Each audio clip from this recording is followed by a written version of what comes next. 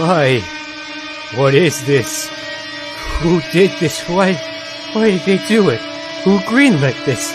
Why? What kind of monster would do this? Who thought this was a good idea? Why? Why?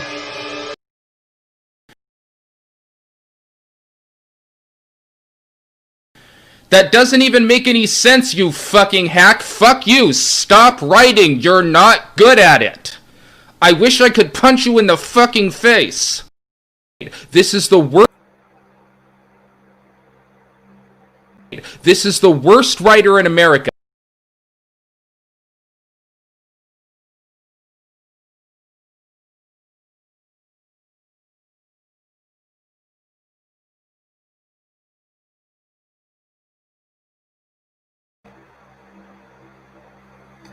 Well, this is going to be a fun stream. I hate this guy. I hate this guy so much. But we shall press forward. Joining me first is my good friend.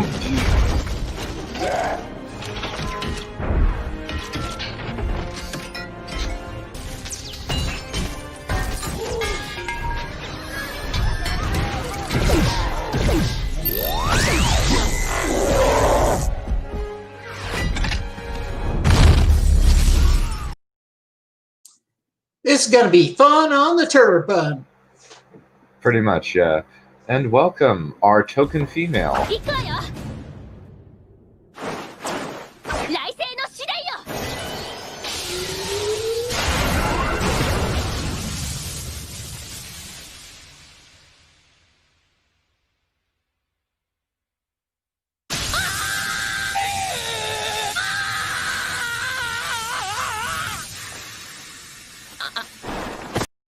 Good afternoon, everyone.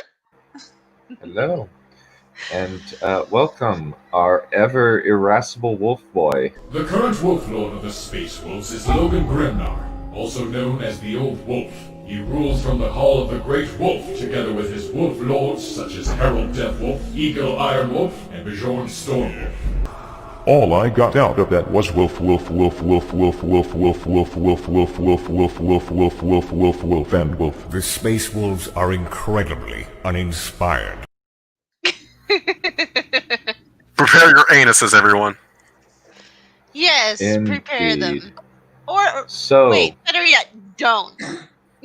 so Oh, so we'll interrupt then, okay.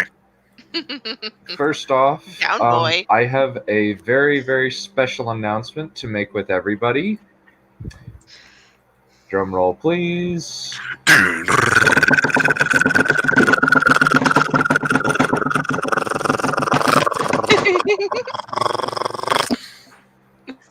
I have no idea if that even came through.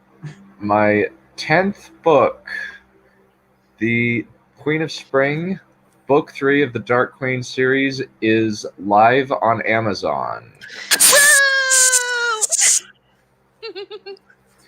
Yes, basically this is a passion project that I've been working on for quite a while. Let me zoom into the, let's see, open image in new tab.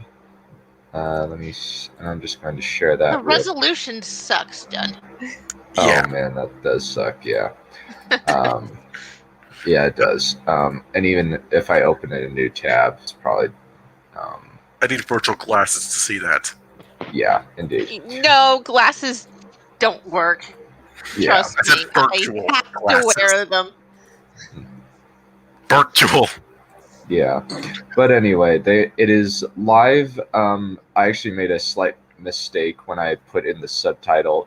I accidentally put 2 instead of 3, so I had to go back and change it. So, yeah, I'm going to probably show the link. Hopefully, the link will process in a couple of hours. It usually does, but I just wanted to say it's been a passion project of mine for 2 years now, and I finally got to finish and publish it. So it's basically the kind of the culmination of one of my kind of longest running characters arc, and that would be Soren Deathless. because it's kind of been an interesting journey from him being kind of a Robin Hood type figure in the first book, turned to right-hand man to an invading queen, to victim of possession, to now he is a villain, and his son is having to fight him and his undead army and try and put his dad to rest after centuries of undead life. And I actually I took into consideration battle strategy involving the undead, like they would still use fortresses, but they would force the enemy to head-on attack them. Because they don't have any negotiation or supply needs. They can just sit there for years, whereas the humans need food, and the humans actually lose like a tenth of their forces to frostbite and starvation during the campaign. Yikes. Yep. And they even they get so desperate they have to create a horse lottery, so basically they have to start killing their horses and other pack animals in order to have enough food. Yep. And it's a very satisfying ending, and I actually tried to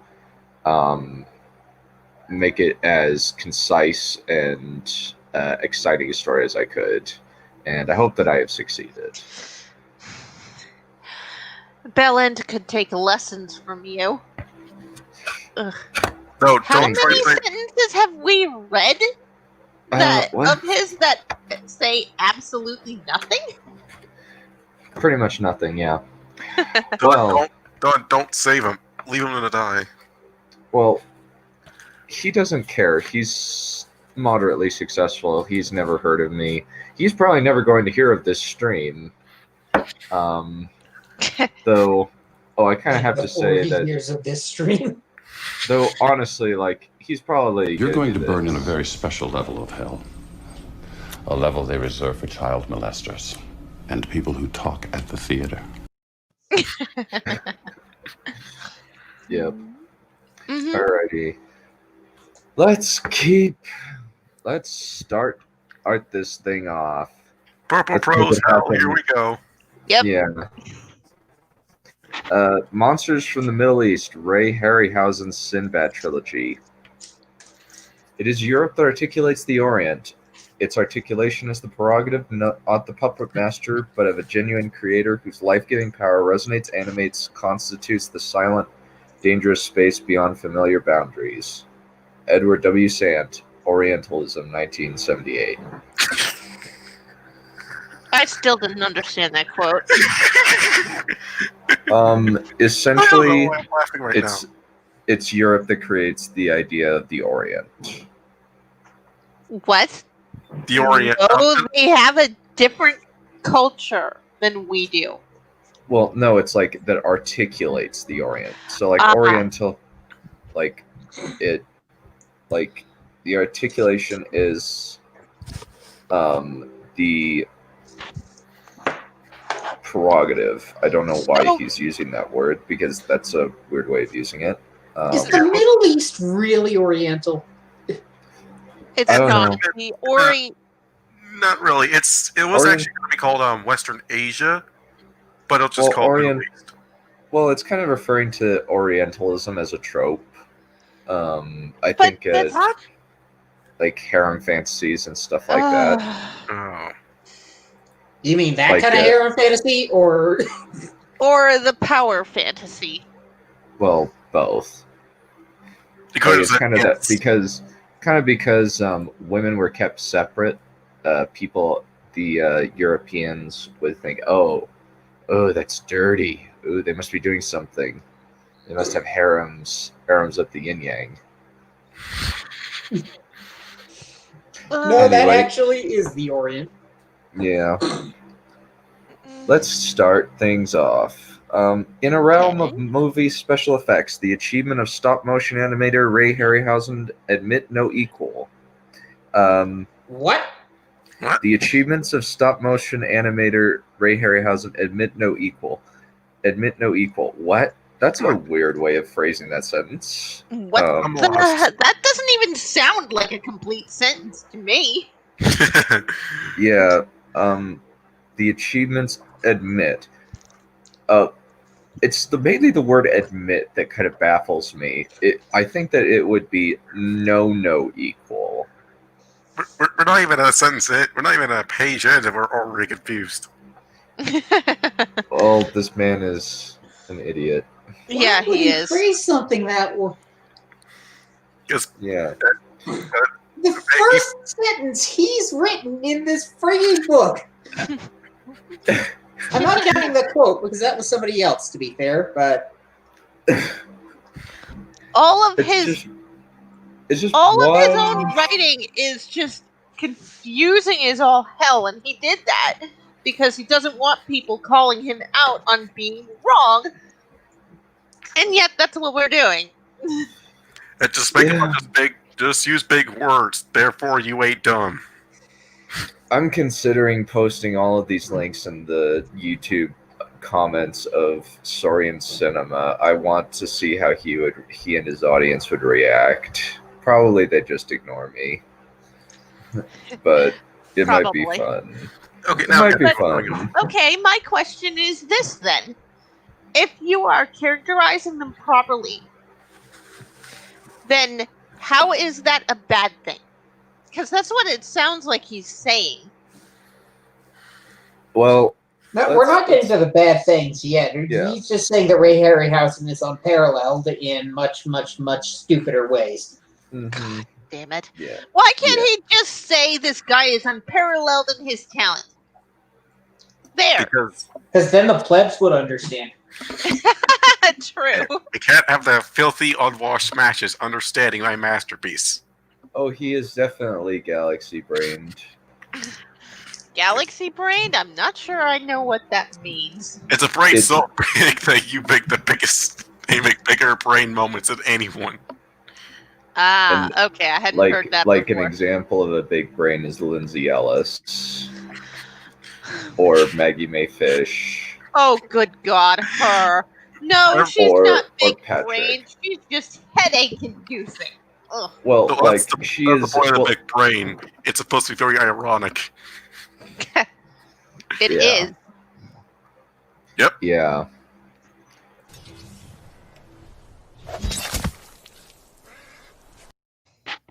Oh no, his big brain fell off. Yes, indeed. Yep. This is big brain time. Alrighty, let me just... Nothing says... Like, I can probably read the next, like, few things so that... Because he doesn't look like he says anything bad.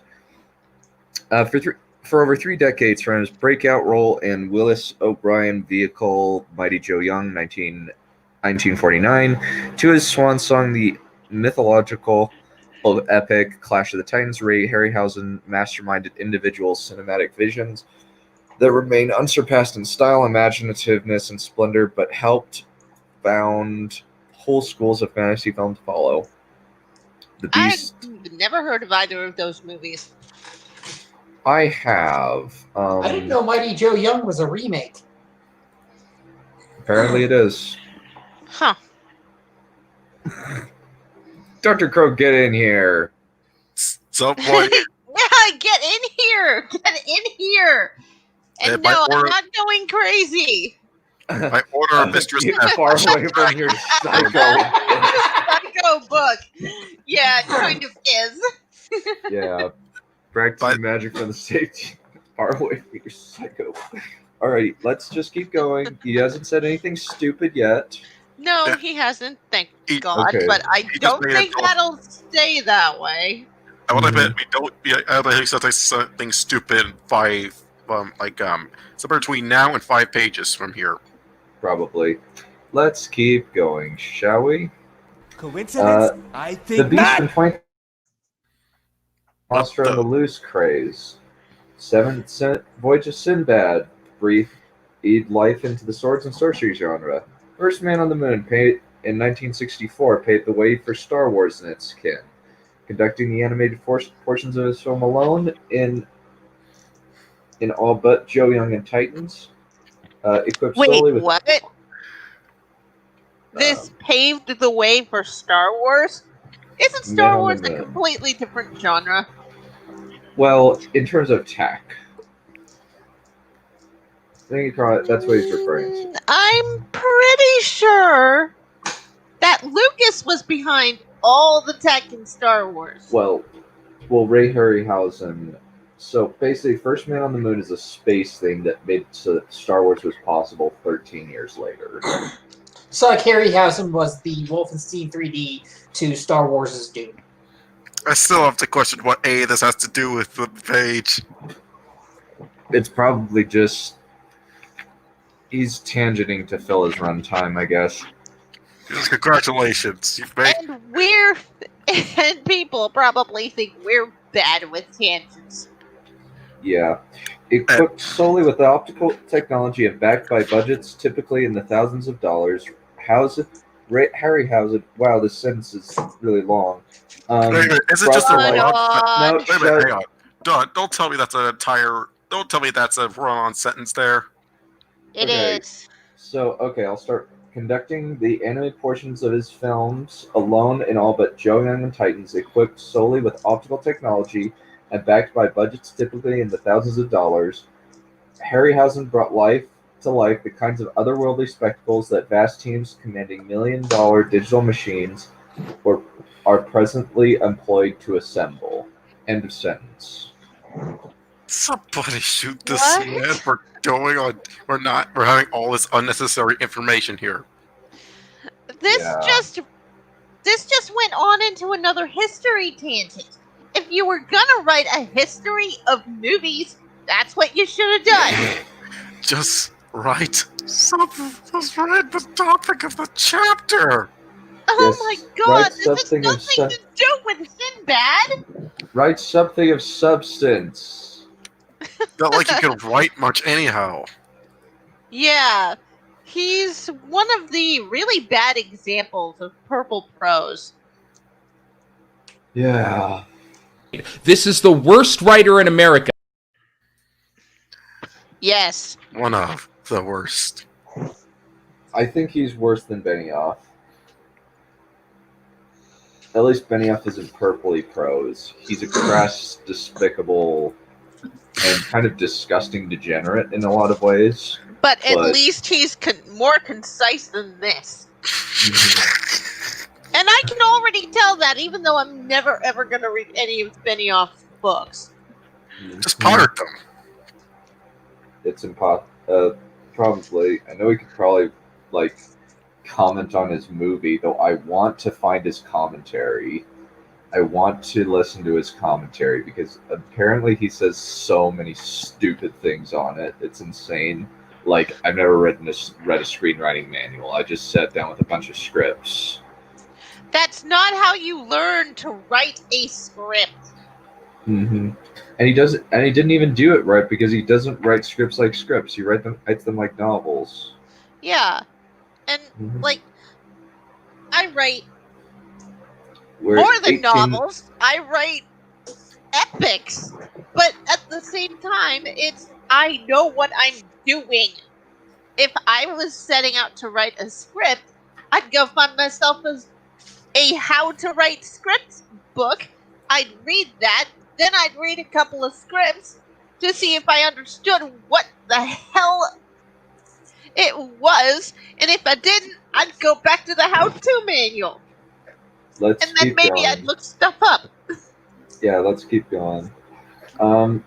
Only one in particular, in the irksome matting of live actors into location settings, do his films lose credibility.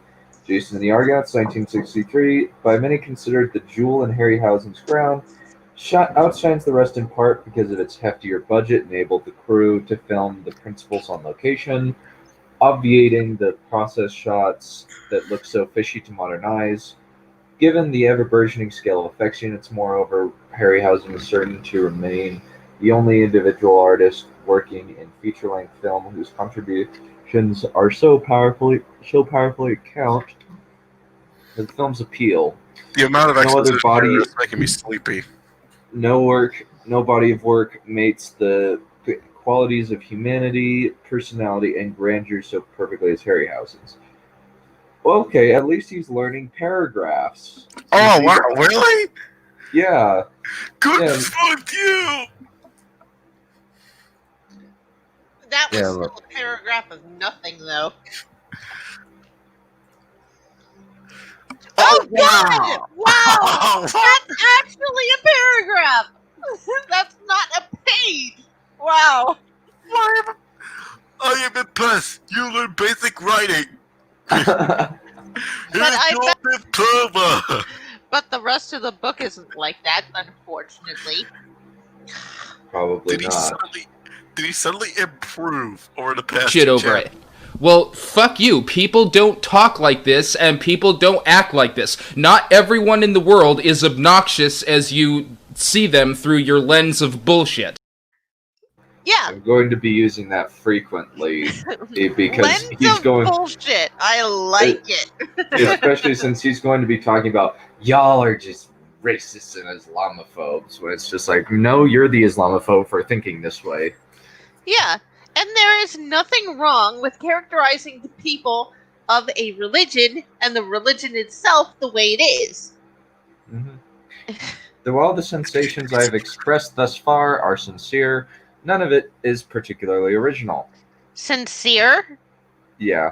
This It's just factual. all this Fine. BS is sincere. Yeah, apparently. Similar claims were made by everyone from Harryhausen's lifetime pal Ray Bradbury to his faithful filmographer Jeff Rovin to the founders of his many popular websites. What I find remarkable, however, is that such an important and enduring figure, none so essential to the development of fantasy film, has been so disregarded outside practitioner and fan communities. His works erased from critical discourse save for a handful of throwaway references. For instance, Earth versus Flying Saucers crops up now and again in surveys of alien invasion films, while Beast makes an odd appearance in studies of Godzilla in 1954.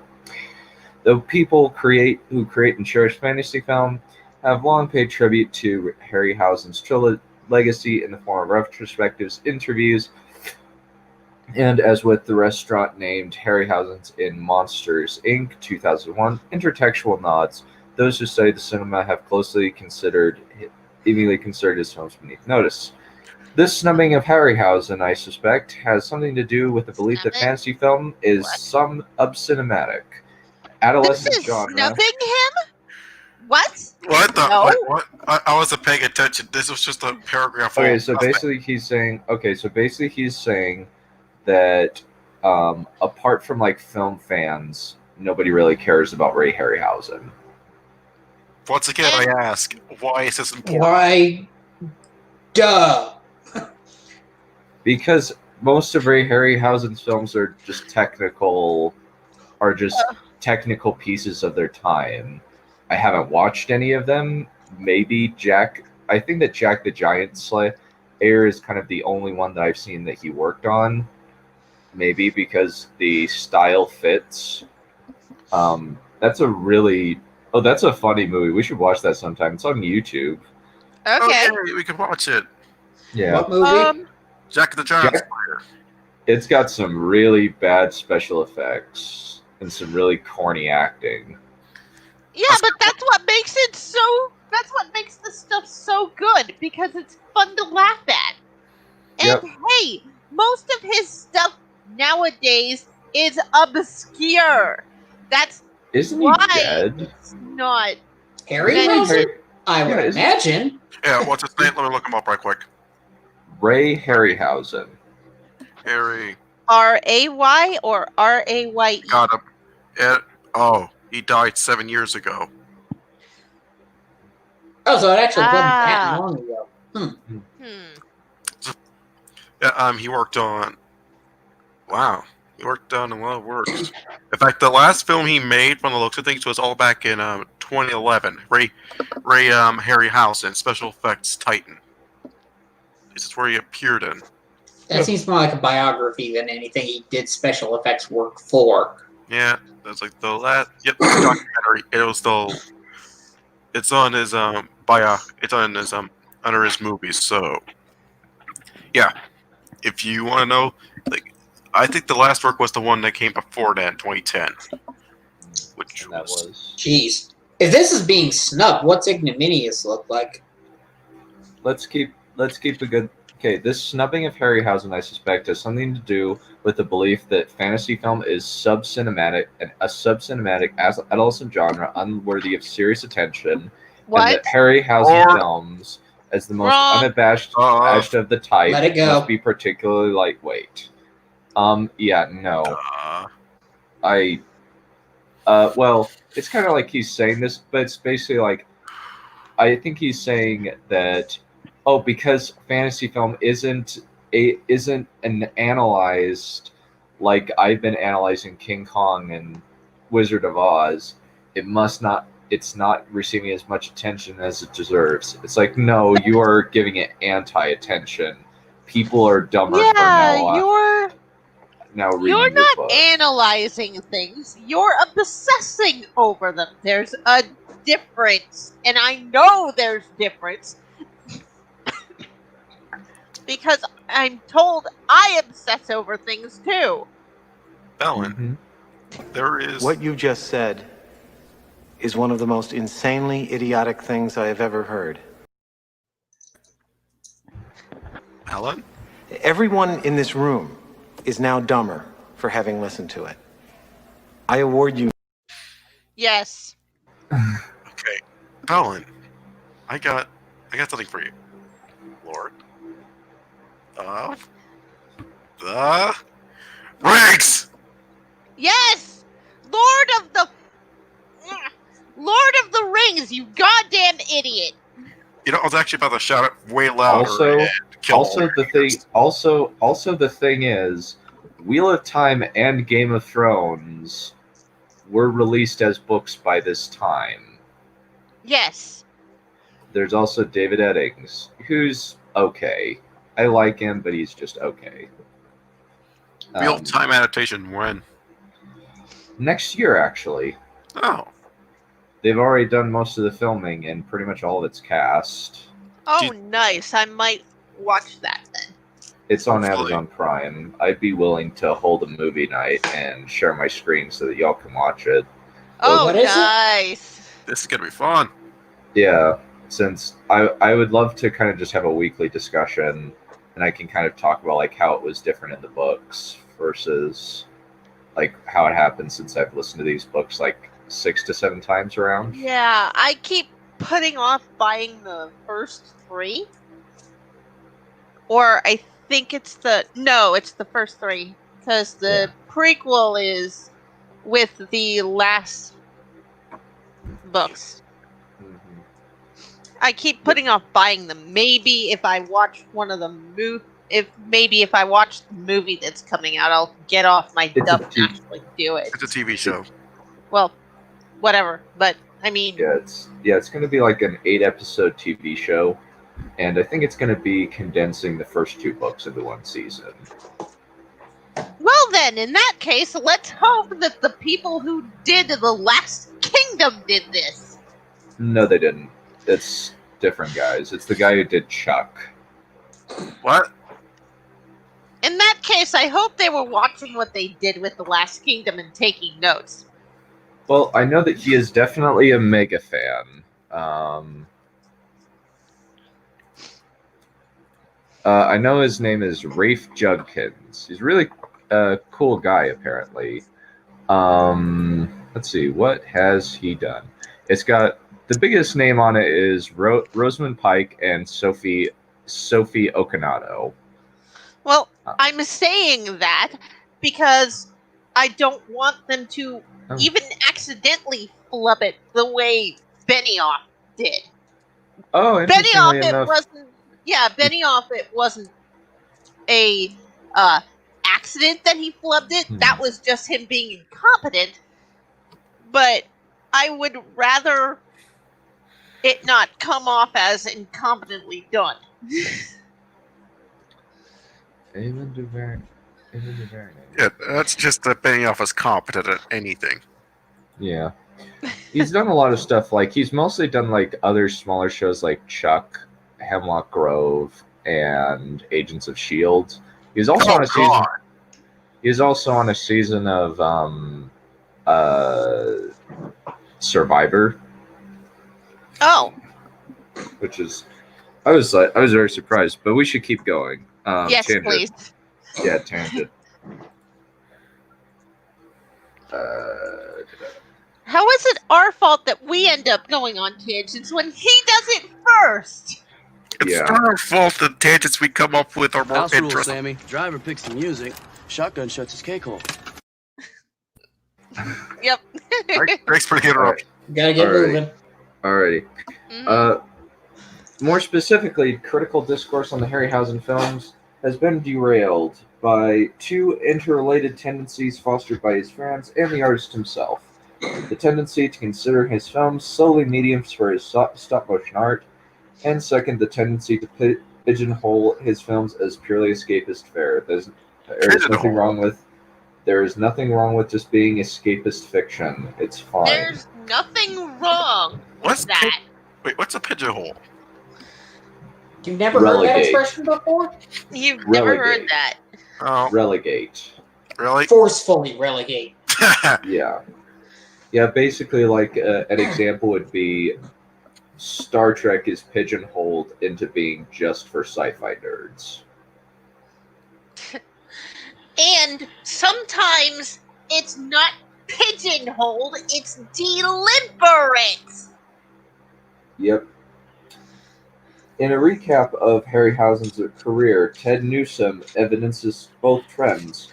The films of Ray Harryhausen are entertainment, pure and often simple. Indeed, in Harryhausen's case, the effects are in the picture. But what effects? By these standards, Harryhausen's films can be assessed only by the authenticity of their illusions. As most agree, the animation transports us into realms of wonder. The films are marvels, if not this, as a few skeptics charge, they are flops. By these standards, one is left with two equally unsatisfying options: to divorce Harryhausen's virtuality from the total system of his films, a schism between style and substance that, as I have argued, is particularly suspect in the analysis of fantasy film, or what is in practice the same thing, to make his artistry stand out so completely from the total film that they are reduced or exalted to transcendent feats of special effects bravura. I have never heard that word. Spell? Bravura. I did not know that word existed. Bravura? AV. Barbura? Bravura. Baruba.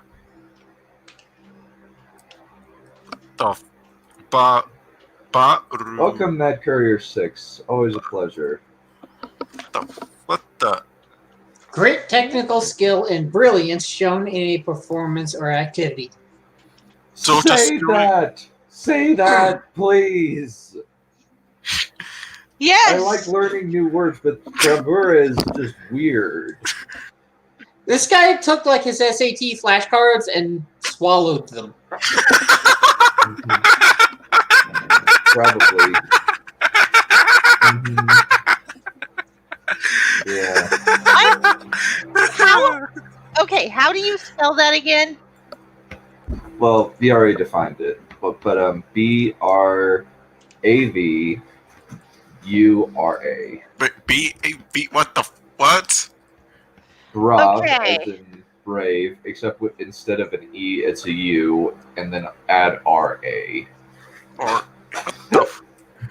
I question what the heck he. Yeah, pretty much. I'm just going.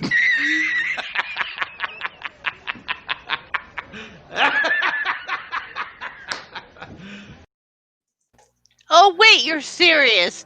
Let me laugh even harder. Yeah, pretty much. It's a perfectly thrown word. Yep, let's keep going. Oh, great.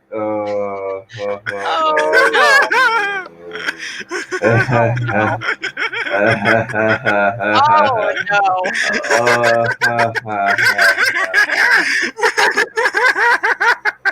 Down, boy. I can't stop. Yeah. I'm guessing the next bit is. It gets better. It gets fucking better. Okay. Yeah, that. Oh wait, it gets better. Yep. Alrighty. By these standards, finally, even the most characteristic approach to fantasy film, the archetypical approach, is doomed to fail, for by these standards the Harryhausen's constitute a charmed bubble, a hermetically sealed realm of fantasy as its own absolute and self-sufficient justification. What the hell?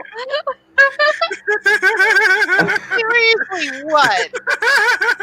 How has this heretical madman not been hunted down by the... Read that back again. I'm pretty sure I know what all those words and terms mean, so Okay, try that don't one call more that time. emperor a god. He is not a god. No, he's talking about the God Emperor from Warhammer 40K. No, yeah, I know. He's not a god. Maybe not a man, but definitely not a god. He's a godlike being, but he's not a okay. god. Okay, so, by these standards, finally, even the most characteristic approach to fantasy film, the archetypal approach, like the usual approach, is doomed to fail, for by these standards, the Harryhausen films constitute a charmed bubble, a hermetically sealed realm of fantasy as its own absolute and self-sufficient justification. Hermetically sealed? He actually used that? He uses that phrase. I've heard of it. Yeah, I've Then heard again, of it I too. listen to a lot of Razor Fist, so that might be why. Oh, good lord. Yeah, let's see. Hermetically sealed. I've heard of plenty, but I never actually looked up. Okay, while you do that, Hermetically sealed. I think that means airtight. yes, because they're so simple, they don't have plot holes. Yes. Like an example. Hermetic sealing is the process of creating a container of some sort that is airtight. Yes. Well done. Say that. Self-evidently, I reject this quarantining of Harryhausen's. Oh my god! This guy! That didn't age well. No, we didn't! You left in mid-sentence. There's no way he could have known what's going on right now. There is What? absolutely no way. You rejects the quarantining of Harryhausen's what now? Films into just hermetically sealed realm of fantasy is its own absolute and sufficient justification. That means that they're well written and there are very, very few plot holes. Well, I think part of it is just like they're old. I think he's trying to say that they can actually have critical value when analyzed, which he's going to completely botch, but whatever. Okay. Sometimes escapism is just escapism. Why do you not understand this, Bellin? Alrighty. Because Bellin doesn't have it. Bellin's an idiot. We established this. His IQ is lesser than the stone. Alrighty. Just wait. Oh dear. I believe that his films, like all fantasy films, can and should be restored to the specific social ideologies within which they operate. What? The purpose of this chapter, then, is not simply, or even mostly, to redress Harryhausen's absence from film analysis. More vitally, God. Why did you spend the first 3 paragraphs explaining who Harryhausen is? Okay, what no, page it was 2 did this... pages. We're starting on page 73, and we began on page 71. It took you 2 fucking pages to say this, Bellin! Oh, good lord. Who was dismissing Harryhausen, though? God preserve me. Well, no, one it's that like- I know of. I don't think that it's even that they're dismissing it. It's just like they're just saying this is escapist fantasy. There's nothing deep about it. Because we want to escape reality. Yeah. Wait, Let's we keep. are- Let's Let the keep. film analyst, whose job it is to analyze these films. The rest of us just want to get away from reality for a couple of hours. And this guy is neither. Exactly. Alrighty. More vitally, I addressed Harryhausen's work to round out my claims about the alienating function of classic fantasy films, even when those films appear purely escapist, vehicles solely for spectacular cinematic illusions. Is he aware that Harryhausen largely adapted mythologies? Yeah, seriously. Mythology is just escapism. It's like that one Ten Commandments movie that everybody loves did not invent the concept of the Exodus. No! That is in the Bible, which is thousands and thousands of years old. About 3,500, thereabouts. Depends on the book. Oh.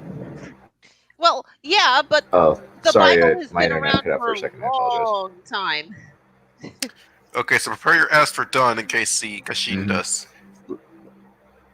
Yeah. Yeah, let's keep going. As such, the Harryhausen films on which I will focus are those most acclaimed for conjuring thoroughly fantastic worlds.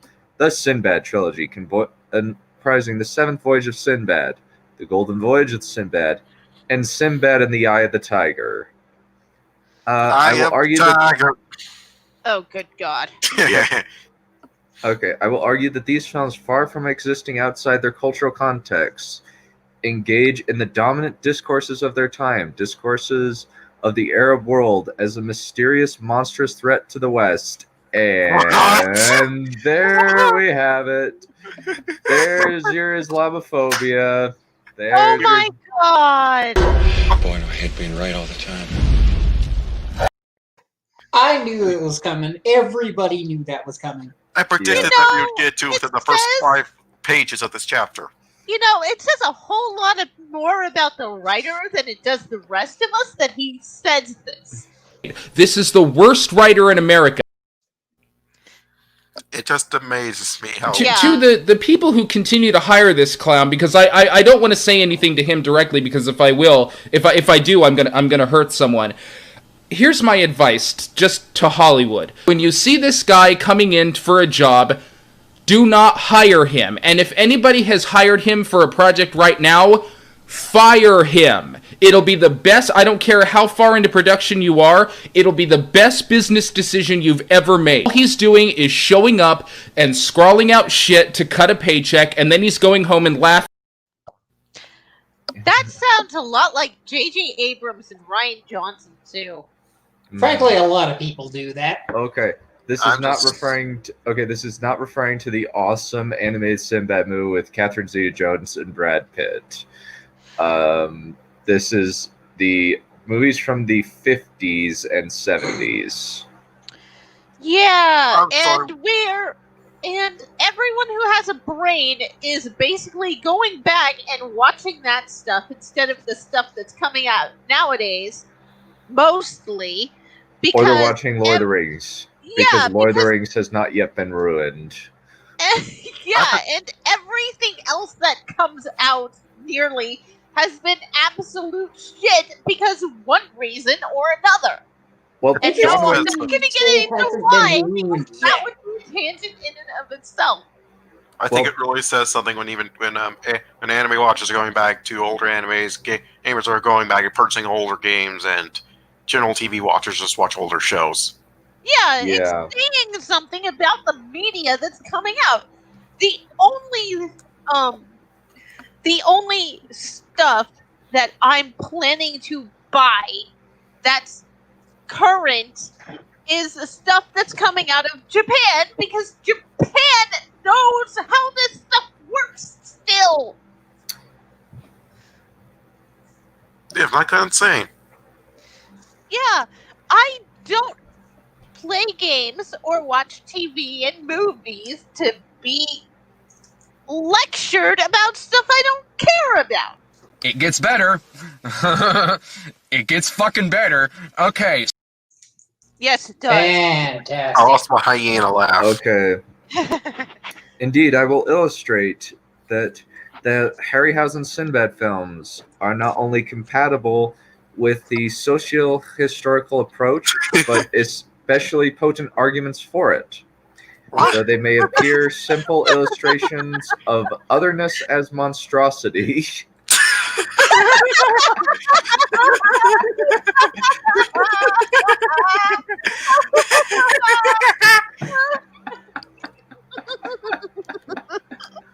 Oh man, this is just. Sorry. He's like a broken record at this point. He's like a broken record at this point. He's such an idiot. You spin me right round, baby, right round like a record, baby, right round, round, round.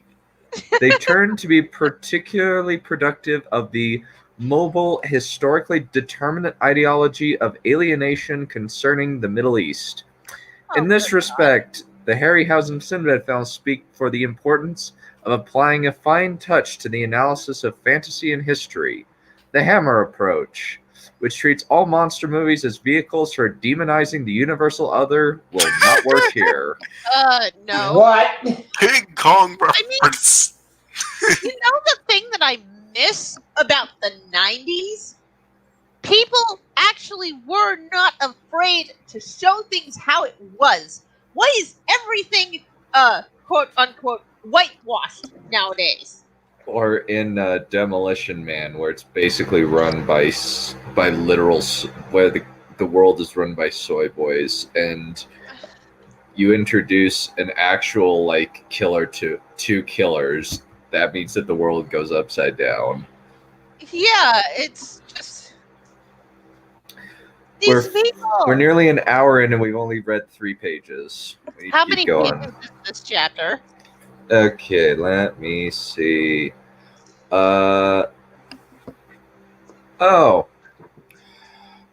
have 32 pages to go. Oh, good God. We're definitely not going to be able to do this in one stream. We might not even Definitely. be able to do it in 2. Yeah, we'll pick it up. We'll pick it up next week, and we'll just make Framing Monsters our Monday. We'll just do Monday Monsters, and then we'll do Watch Wednesdays. So Sounds like a Monster plan. Mondays. Okay. That Yep. works for me. Yep. Neph, can you do me a favor? Hmm? Okay, first I want you to take your hands, Oh? wrap them around my throat, and start applying pressure very hard. No, I'd rather put your ears. Hit my ears, please. Pat, pat, pat. No. I What? thought you guys wanted us to go back to this after School of Movies. Do you want us to go back to School of Movies? You signed the petition. All of you signed the petition. All of you signed the petition. I'd rather do this personally. And then, well, on Wednesday, we're definitely doing Just Right and comparing his takes on things. Yay! Oh God, I hate Just Right. So we're going to be watching 2 shorter videos and 1 longer one. We're going to be watching. First we're going to watch his Bathos video, then we'll watch his Last Jedi video, and then watch his Game of Thrones Season 8 video, which is about 20 minutes long. Oh, Is that great! the I'm apologize not for sure. Game of Thrones thing? What? Oh no, Is he it- hated it. Oh no, he hates Game of Thrones Season 8. Okay, so that was somebody else making the We Have right. to Forgive Game of Thrones. Yeah. Okay. Yeah. So this is basically kind of just to compare how Just Right is a hypocrite regarding The Last Jedi. So we're basically going to be binging, strategically binging a few of his things. Like we're going to watch his Wonder Woman video, where he mostly just goes on and on about Bathos. Then we're going to do Last Jedi, then Last Jedi and read a response, and then the Game of Thrones video. What's you know, Bathos? I'm not sure we'd be able to get through all those videos in one sitting. Comic relief, by the way. I think we might, or at least like 3 of them. We'll just save the Just Right Game of Thrones video for another time. Probably in a couple of weeks. Probably in a couple of weeks or something, since we're doing No Country for... Well, we're doing No Country... Probably like... We're doing No Country for Old Men this Saturday. And maybe next Monday we'll do... Next Wednesday we'll do Confused Matthew or School of Movies. Yeah, done? Yeah. What's Bathos? Marvel humor. Oh. The Basic, Last Jedi is Yeah. Bathos. So Just Right goes on and on about how much he hates Bathos and he loves kind of the cheese, and yet he loves The Last Jedi, even though Last Jedi has Bathos. Like, an example of Bathos is just like anything that is sublime that is dragged down to the ridiculous by crude humor. The your mama jokes in the Or middle the- of a battle. Or throwing the lightsaber over the shoulder. Yeah, comic relief is like morphine. It has its points, but it's very easy to get addicted. Yeah, and comic relief does not belong in Star Wars. Star Also- Wars is more witty dialogue funny. Yeah. Good and if job. if you do have comic relief, like, I think like Vagar is technically a comic relief character, but her method of humor is not wacky, it's shock humor. Or at least, like, I would classify that as shock humor, where she's just like saying anything she pleases pieces about human reproduction processes because she doesn't see any problem with it. Yeah. Dirty humor is it can be it can be done. Bathos can be done well, but you have to be very careful with how you apply it.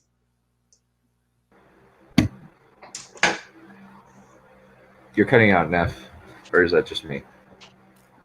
I think that's you finished probably your just statement. Okay. Yeah, I finished my statement. So Okay. So on to Let's keep going. In this respect, too, the Harryhausen Sinbad films are not merely exemplars of the fantasy film tradition, but of social alienation, but are representative of comparable trends within American cinema as a whole. Critics have amply demonstrated that throughout the history of American motion pictures, no region of the world has so regularly been identified with the exotic and evil as the Middle East. In his exotic and evil. Well, I can't say he's wrong about He's about Islam to being evil, but he's about to clarify. It gets better. In his encyclopedic survey of Arabs in American film, Jack Shekeen documents over 900 films that represent Arabs, the barest handful of which either challenge stock characterizations, oil barons and sexual Lotharios, fundamentalists and terrorists, Bedouins and belly dancers, produce a balanced portrait of Arab nations in their internal and international aspects. Yet, despite film scholarship's attention to the cinema's overwhelming negative portrayal of Arab peoples, the Sinbad trilogy has again escaped notice. With that particular passion for purity. Wait. He's actually saying that we are portraying them as if they are evil? We didn't used to do that, but then that was before they were our active enemy. Technically, this is like 30 years before 9/11. So yeah. So what? No. Just wait. No. We were not portraying them as evil. We were portraying. Islam as evil. We were ignoring it because it was not important. It was yeah, it wasn't And exotic, mind you, did different European cultures view the other as being more exotic? It's not like a singular term that you can just apply randomly. Yeah. Let's try to get to about. Let's get to page 81, and then we'll call it good. Okay. 5 hours later. Well, my plan. Well, basically, like that way, we'll probably take 3 streams to do this if we do 10 pages per stream. Yeah. So, Ray Harryhausen's films are lauded as works of pure showmanship, and hence removed from messy, impure politics and power. The messy, impure world are removed from the messy, impure world of politics and power. Plus, Leslie Sherman writes, Disney's hotly contested Aladdin, this denial of the ideological character of Harryhausen films, reflects Disney's the fact that hotly contested Aladdin. Dude, people love the animated film. We hate the live action film. We love the animated film. God. Mm-hmm. This denial of the ideological character of Harryhausen's films reflects the fact that most think it ludicrous, quote, think it ludicrous to expect cultural accuracy from fantasy films. It was culturally accurate in the animated film. It's not culturally accurate in the live action film. Mm-hmm. You don't. Yes, you could have. Like, it doesn't necessarily have to be. It doesn't necessarily have to be. Oh, well, obviously the Roman Empire and have to be culturally Roman, but you can have like them be culturally Roman, but it's a completely different empire. But you see similarities between them and the Roman Empire because it's an allegory for the Roman Empire. A good example of this would be the world of Magi. You know, you got the Ko Empire, the Ram Empire, and what else? I think there's the or the Empire from Star Wars and their stormtroopers. That was allegory for Nazis. That's what they were modeled after. House rules, Sammy. Driver picks the music. Shotgun shuts his cake hole. But yes, let's get back on topic. Yeah. I'm going to enjoy using that. Hopefully it doesn't get too annoying. Okay. I find it amusing. Yet, as Sharman further notes, one might argue that it's precisely because of its medium that such films should be questioned, for animation is a highly effective tool for propaganda. It's cozy, innocuous image. Animation is a highly effective tool for propaganda. Its cozy, innocuous image having a special power to palliate unpleasantries and validate stereotypes. You know Indeed, why stereotypes are stereotypes? Because they have basis in reality. Exactly. Yep. Indeed, the void Harryhausen has left in film scholarship may be the best measure of his animated fantasies' reign. To employ Edward Said's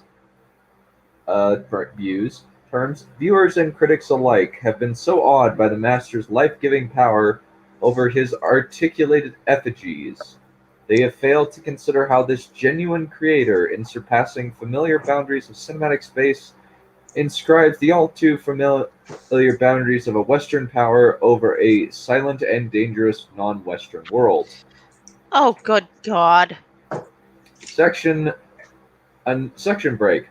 Orientalist fantasies. Oh, thank God. We got past the first section. Yeah, we're about 4 pages in. We're about 4 pages in. 4 pages in, and he said basically nothing. Yep. Other than yeah, the awful events of September 11th, 2001 rekindled a deep-seated distrust and hatred of the Arab world that has permeated the West for centuries. As Edward as Edward said, documents in his groundbreaking Orientalism, released in 1978, hostility toward Arab peoples has its roots in the conflicted relationships of exploitation and interdependence the West has long entertained toward the Middle East. The Orient. Maybe it's because we have fought a lot of wars with them over the past centuries or so. So it's as if it isn't 100% unjustified. Maybe because they do wars with themselves for millennia. Yes, that too. And they've stated repeatedly that they hate the Jewish people, and Jerusalem, no, not just Jerusalem, Israel itself happens to be one of our allies. They have even stated they hate the West a lot. Yes, they do. It's not like they've been keeping it under wraps. They have publicly stated this a lot of times. Yeah, the only time we're not fighting them, it seems, is when they are fighting each other. Which is because even then, we seem to come in and to clean up the mess. It gets better. It gets fucking better. Okay. I bet it does. Mm-hmm. Okay.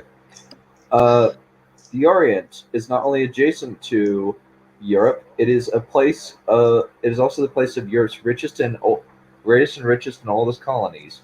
The source of its civilization. Colonies? Wait, colonies? He actually called them colonies. Apparently, this is what Orientalism in 1978 said. This is a quote. Okay, good. Okay, so he has unlearned how to do paragraphs again. Oh, good God. Back to pages, everyone. Oh my God, you idiot. You're supposed to be a teacher. Yeah, do you think you can find out where this guy lived for some reason? Apparently he's in Pittsburgh. Okay, that gets me a general idea. La Roche College is where he's an associate English teacher. Okay, so that gives me the idea of how many people will miss him. Yeah. Nobody's gonna miss this man other than Saurian Cinema, since Saurian Cinema would love for him to love to play Bellin's flute, shall we say? Oh God, yuck! I imagine.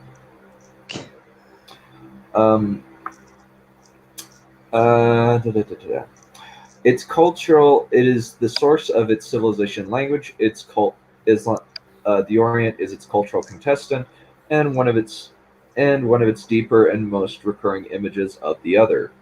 European culture, he goes on to say, gained in strength and identity by setting itself against the Orient as a sort of surrogate and even underground self that made no sense and meant nothing.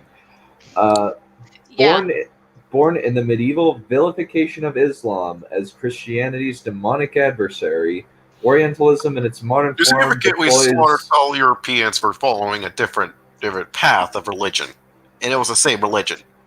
Oh, just wait. Orientalism in its modern form deploys religious difference as only one factor asset within a network of oppositions. The Oriental is irrational, depraved, fallen, childlike, different, thus European is rational, virtuous, mature, normal.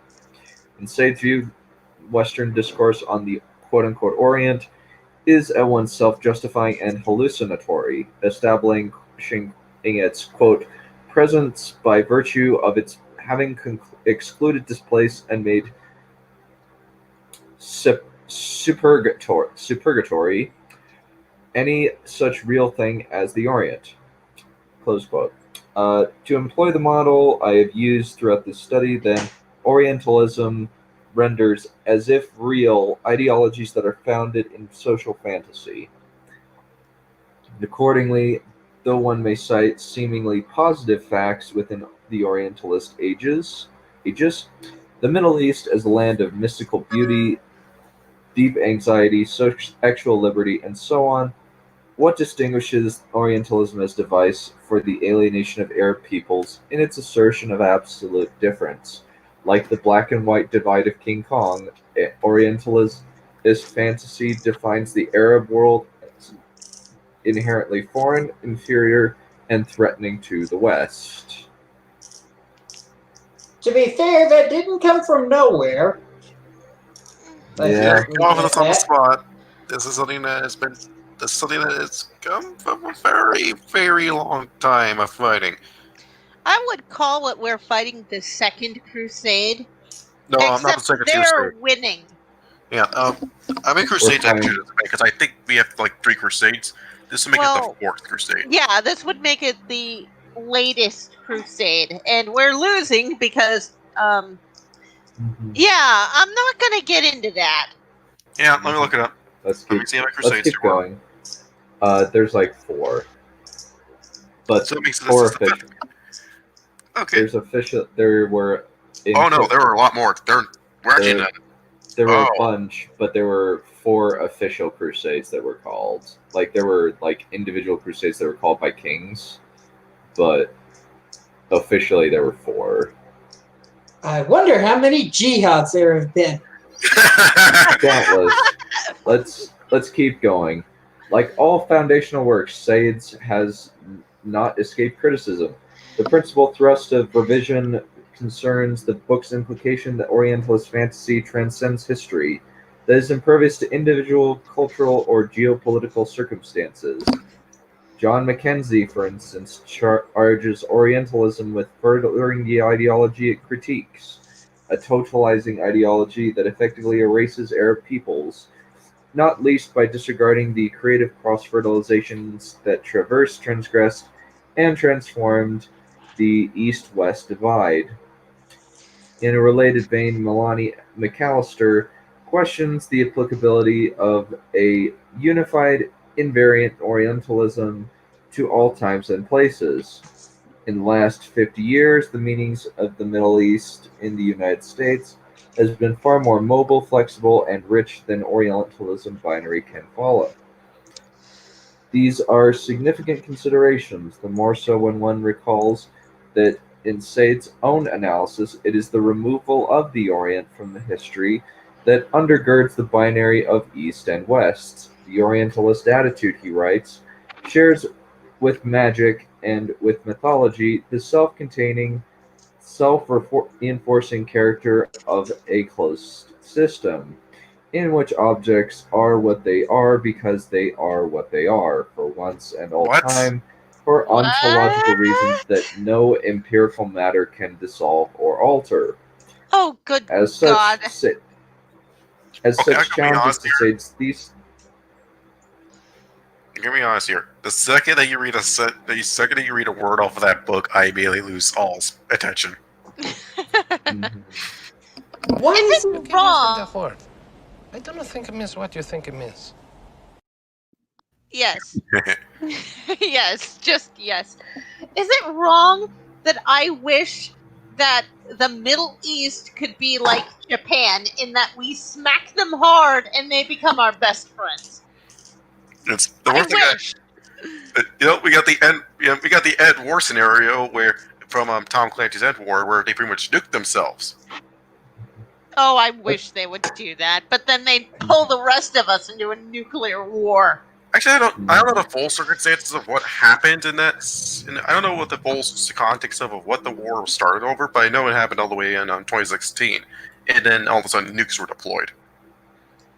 But all that's important is that Saudi Arabia got House rules, Sammy. Driver picks the music. Shotgun shuts his cake hole. Holy crap! Of course, we're going on tangents. So we I like how we went from talking about this book to then talking about nuking some countries.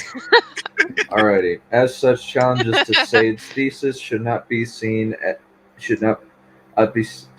not as means of denying the existence of Orientalist binary, but as a means of subjecting that bias binary to history, revealing its diverse sources, shapes, and uses in the formation of cultural artifacts. Says the guy who keeps conflating this region with the Orient. It's the Middle East. Of course, if you're going to jam 80% of the world's population into one single metaphor that you're not even using correctly, of course it's going to be diverse. The Orient. Technically, you can use the people of India, the people of China, the people of Korea, and the people of Japan. as a whole. They are not talking about the Philistines. Philippines. Nope. Oh. In this light, if Said's work remains vital in providing a framework for excavating the material character of colonial texts, it may be criticized for overlooking its own insights into the reciprocal relations of text and context. The period of immense advance in the institutions and content of Orientalism coincides exactly with the period of unparalleled European expansionism, Said argues. However, to say simply that Orientalism was just a rationalization of colonial rule is to ignore the extent to which colonial rule was justified in advance by Orientalism. So it's a snake and eat its own tail. And Ouroboros. Yeah. The Brits were the colonial powers. What's this got to do with us? I have no idea. We were colonies of them at one point. Yeah, Spain and Portugal gained a massive hatred of the Africans after the Muslims invaded them. Mm-hmm. Yeah. And it's also because, get this, Muslims hated blacks. Yeah. Not only that, but they hate Jews and everyone else. They hate everyone who is not them. And they even hate each other. Yeah, I think there's Sunni. I remember. It's Sunni Muslims, which are the minority in the Middle East, and then there's the Shia Muslims, which is the majority. Mm-hmm. Yep. Iran's the only country that's Sunni. Mm-hmm. Every other country around them is Shia. This model of the mutually sustaining intersection of textual and material sites is particularly amenable to this approach. The approach I have adopted in this study. An approach that considers cultural productions to be both constituted by and constitutive of their historical context. Applying this approach. What? Constituted He feeds by. into it and then feeds back. Yeah. Applying this approach to the subject of the present chapter, 2 points become clear. First, that the tendency to read Harryhausen's films as pure fantasies is dangerously reductive in part because it reinscribes the Orientalist flight from history. And second, that the Orientalist binary alone cannot sustain an analysis of films implicated in complex post-war American attitudes toward the Arab world.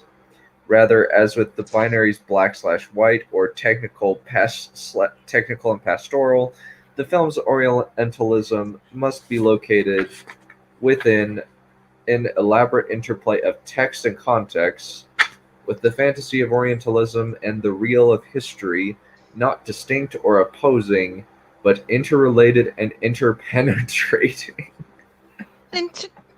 Oh my god, you did not just use that word. Wait, what do you use? Interpenetrating. You be interpenetrating.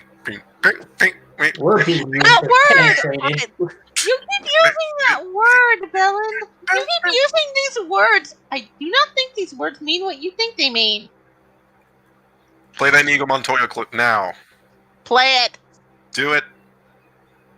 You keep using the word. I don't think it means what you think it means. Oh, that applies to this entire page paragraph. We're now at page 76. Great. Such a claim is consistent with current readings of Orientalist cinema on the whole. On the one hand, there can be no question that cinematic discourse on the East has proved remarkably durable. Indeed, as Robert Stamm and Louise Spence argue, since the beginnings of cinema coincide with the height of European imperialism, it is unsurprising that the cinema itself should become both analog to and instrument of Western power. The cinematic and televisual apparatuses, taken in their most inclusive sense, might be said to inscribe certain features of European colonialism. The magic carpet provided by these apparatuses flies us around the flies us around the globe and makes us by virtue of our subject position its audiovisual masters. It produces us as subjects, transforming us into armchair conquistadores. Wait.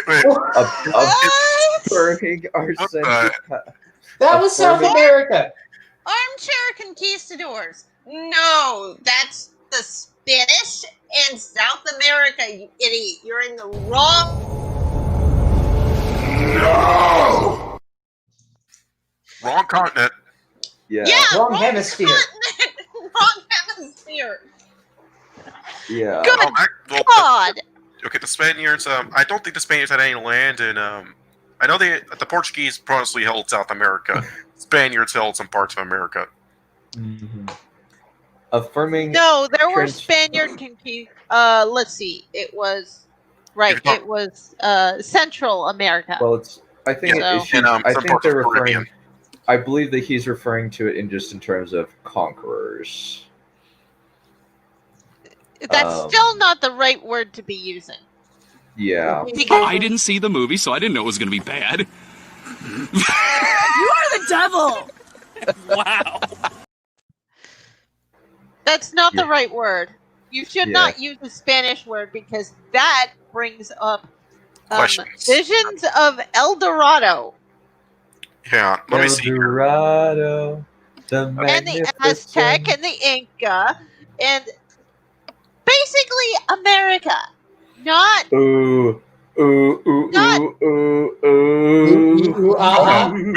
It gets better. It gets fucking better. Okay. I'm gonna shut up now because that was promising. Okay, I'm excited. Transforming us into armchair conquistadores, affirming our sense of power while making the inhabitants of the third world objects of spectacle for the first world's voyeuristic gaze. Oh my God, I was right. Okay, now Lord. There was the thing as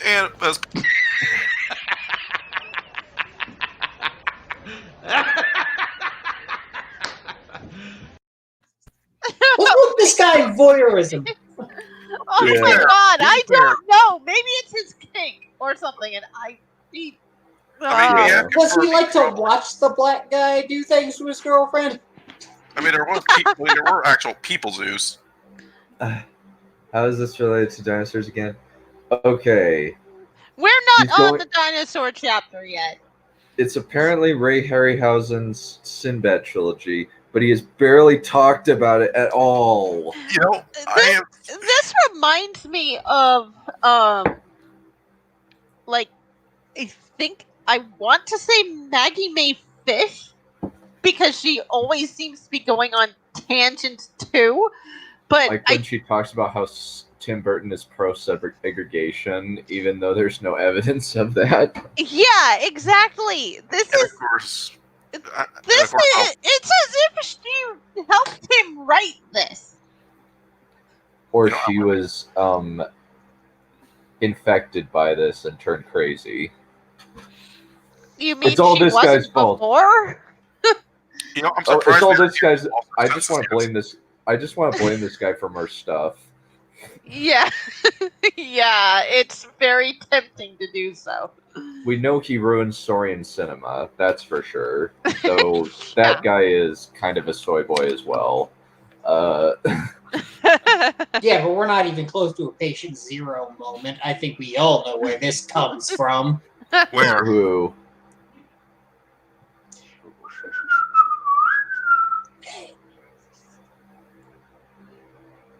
Huh? Let's just go. What? Okay. Within the compass of this panopic authority. Panopic. P-A-N-O... P-T-I-C. Panoptic. Probably all-seeing, I guess. Why did you just... I don't think that's seen what panoptic. Wait, what did it say? What did it say? Panoptic. Panoptic? Permitting the viewing of all parts or elements. Omniscient. Just use omniscient. Mm-hmm. considering all parts or elements all inclusive. You're not required by law to learn every word in the English dictionary. No, he's trying to. Wolf, he's just trying to justify his existence, because how else is he going to justify the cognitive dissonance of saying, "Oh, I'm useless. I have nothing to contribute to society. Oh, I'll just write this book so that people think I have use, and I can justify to myself that I have use in society." Well, I think I found a good use for you. Here's what you need to do. Step 1, go into your room. Step 2, take a deep breath and count to 500. Okay. The Orientalists, within the compass of this panoptic authority, the Orientalist cinema's master narrative takes shape, is summarized by Ellis Shohat in terms perfectly suited to the basic plot of all three Sinbad films. Heroic status is attributed to the Voyager, come to master a new land and its treasures, the value of which the primitive residents seem unaware. Wait, the Voyager? Voyager, is that supposed to be just? Is that just another word for the explorer, the adventurer, the one who wants to see I all want the to world? know if he's using it in the context of the original context, or if he's going to talk about Star Trek. Technically, that's a quote. So, Okay. from Ellis Shohat. Someone who Furthermore, Voyager, definition 1, someone who travels on a long journey, especially by boat. The colonial films claim to initiate the Western spectator into an unknown culture. Wait, This there's is a colonial valid, film? apparently. This is valid even for You films keep set using in... that word. I don't think you understand what that word actually means. There's a special place in hell with people like him. You keep using the word. I don't think it means what you think it means. No, he doesn't. He doesn't know what any of these words mean. You're going to burn in a very special level of hell. A level they reserve for child molesters and people who talk at the theater. Yes. I would be surprised if he doesn't know English at all. This is valid even for films set in exotic lands at times and in ancient times that did not employ Western characters, yet whose Oriental heroes/heroines are played by Western stars. Any possibility of dialogue? What does this dialogic do with the Any possibility of dialogic interaction or of a dialectic representation of the East/West is excluded from the offset. The film Dialogic interaction? You mean talking? What? Dialogic interaction. Are you talking about dialogue? Yeah, dialogic interaction. I bet it just means dialogue. Let's see. Dialogic interaction. Dialogue, in summary, dialogic teaching is promoted when teachers and students cooperate, listen to each other, explain their own thinking, and engage in sustained discussion of complex ideas. So just talking. Okay, no. Okay. Just use talking, you idiot. It's just the big brain's version of just say talk. It gets better. It gets fucking better. Okay. Oh, crap. Can I get a pat, please? Pat, pat, pat. Aww. The films thus reproduce the colonialist mechanism by which the Orient, rendered as devoid of any active historical or narrative role, becomes the object of study and spectacle. Your fair point, Briff. What does Orientalism mean? It's basically just fetishization of the East. Style Not Middle East. Of the East as a whole. Here it is. The whole is. Orientalism: style, artifacts, or traits considered characteristic of the peoples and cultures of Asia. Yeah. Asia, not the Middle East. I understand that the Middle East was actually at a naming conflict. The region was either had to be called the Middle East or it was going to be called Western Asia. Guess what happened? Middle East has happened. Mm-hmm. Exactly, and they are not part of the Orient. The Nope. Oriental people and the Middle Eastern people look vastly different.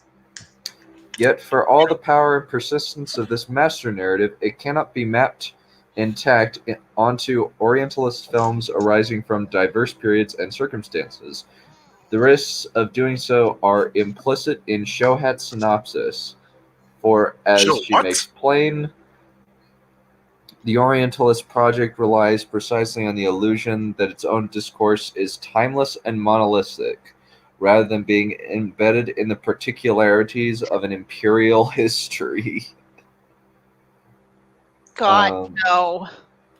Therefore, when the Middle East is imaged as, in L. Carl Brown's words, a strange Never Never Land, with little to no impact on what Americans see as the real world, an image that had its bellwether in 1921 Valentino production of The Sheik, and the persistent films such as Ishtar and 1987 and The Mummy 1989, to circumscribe these films within the domain of fantasy, pure and simple, is to reproduce the film's own discourse, to minimize their intricacies and dull their cultural instrumentalities. Right. Okay. I want to ask Don: is it okay if, and just hear me out, if we enact a sort of pseudo trial which automatically ends with death penalty? At no point in your rambling, incoherent response were you even close to anything that could be considered a rational thought. That was an answer to my... Huh? Yeah. Oh, we can do that? Probably, yeah. But basically, this is what this person is saying. This person is basically just said a rambling, incoherent response. Just like, no point you make any interest. At no rational thought was made. You know what? I'm gonna say something. He doesn't have a brain. There's just a piece of turd. There's a dung beetle in there. That's all I can say. Oh my gosh, this is a long scarab? sentence. Oh my gosh, this dear. is a long sentence. Okay. Another run on then. Well, it's technically it's within two parentheses, but it's really long. One has only to recall the climactic scene of The Sheik, which eerily echoes the birth of a nation in picturing the white-robed minions of the good European Sheik to deliver the heroine from defilement at the hands of the bad, dark-skinned desert bandit to locate this seemingly escapist romance in the specifics of 1920s discourse on race and difference. Oh, good Lord.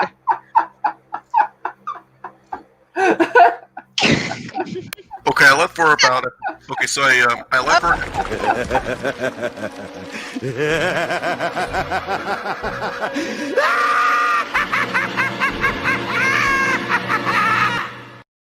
Gotta love that Mark Hamill Joker laugh. Yeah. Okay,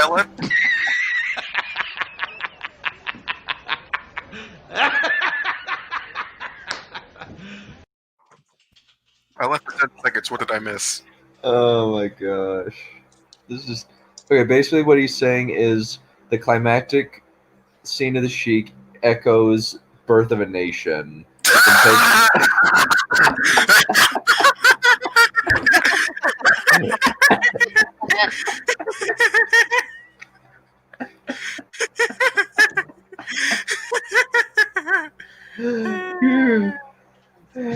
Oh my gosh. Okay, that's it. Skip the time. We'll just go ahead. Just straight up apply the death penalty. Your wish is my command.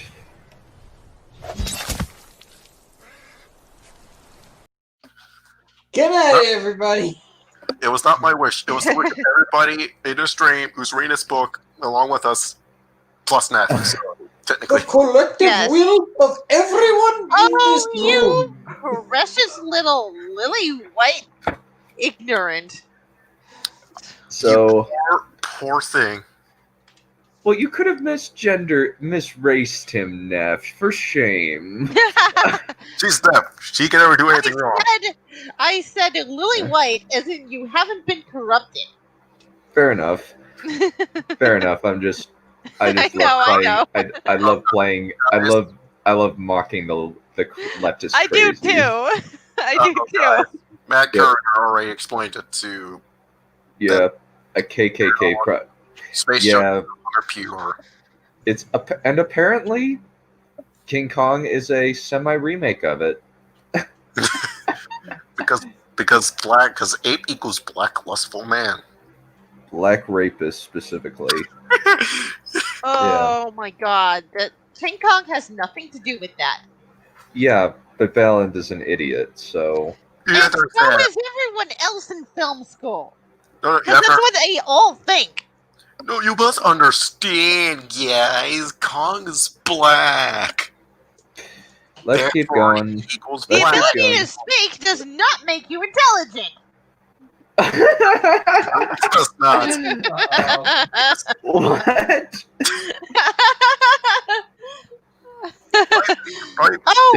Oh. No, John, we have to find that clip so that we can use it because it will get a lot of mileage on these streams alone. I speak. The ability to speak. Yeah, I'll download it at some point. I'll download it later today. After I do this, I'm gonna be doing some.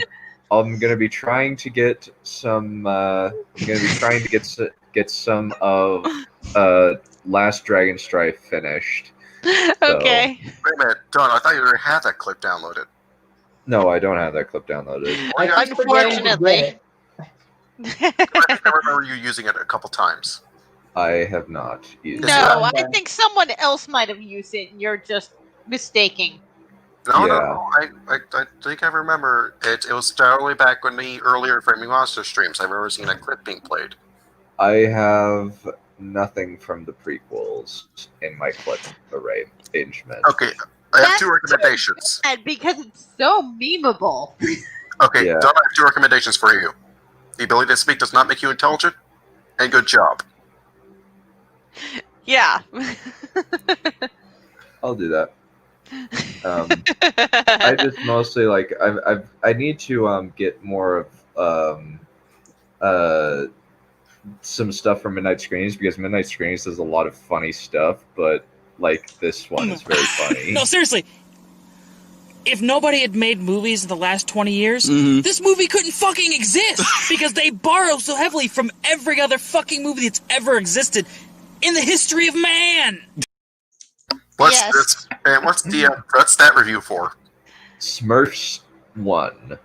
Oh, really? Yep. I would not be surprised if they'd said something similar about The Last Jedi. Well, actually, they they like The Last Jedi, kind of. Oh. Or at least they thought it was like okay. That was like okay. Decreased by 200%. Is Driver still picking the music? Yep. Let's keep going. However, okay. As Max Bernstein sums up, simplifying films to structured opposition between East and West cannot account for these films' specific articulation of power relations or for their compelling appeal to audiences. However, Orientalist cinema may attempt to distance and dismiss close reading of individual films that enables one to excavate the tensions, emphasis, and ellipses within the films, and in so doing, reveal their placement within the shifting dynamics of American-Arab relations and representations. And you're assuming that Americans have this hatred for Arabs for that long? Oh boy, wait till you get to how much Europe hates these guys. Wait.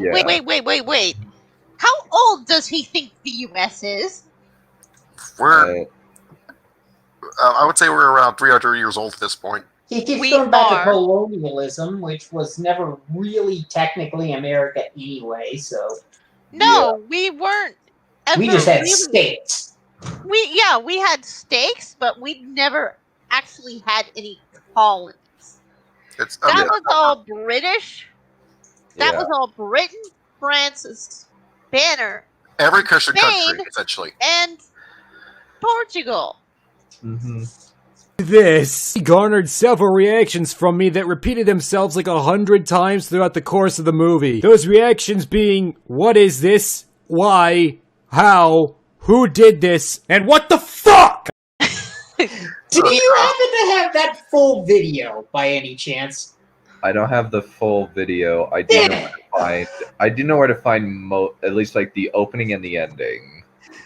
Oh, I think I remember something like around 200 something years old.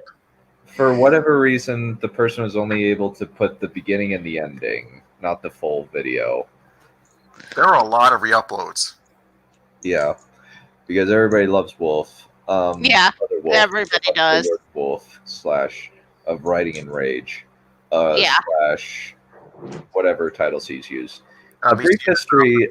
Wolf's Let's Plays. Then he has the song. Then he had the World of Wolf. Then it's Writing and Rage. Then it's his. Then he has his actual name, Bailey Joseph Grable. Let's go though. A brief history of U.S. involvement in the Middle East during the period of Sinbad's film production will help ground an analysis of post-war Orientalist cinema as situated interested activity, one that both reproduces and produces American discourse on the Arab world. Okay, first off, we weren't involved until we haven't been that much involved. Actually, it's been. We were not involved until they bombed our trade buildings. No, we've been involved in. No, we were sent there a couple times back in the '90s with Operation Desert Storm and the likes. Oh well, yeah, distantly. It's mostly because they keep raising crap, and because we didn't think it was viable to actually close the borders. We do now, but back then we didn't. But we were only involved in I suppose, tertiary way until 2001 No, we when were they involved. attacked our homeland. No, we weren't actually involved in their conflict. No, I said we were involved, but we were not directly involved. The thing is, big problem. These movies are in the 50s and 70s. And they're based on mythologies that were all theirs. Yeah, and you cannot look at them through a modern lens, because remaking them using the modern lens does not work. Nope.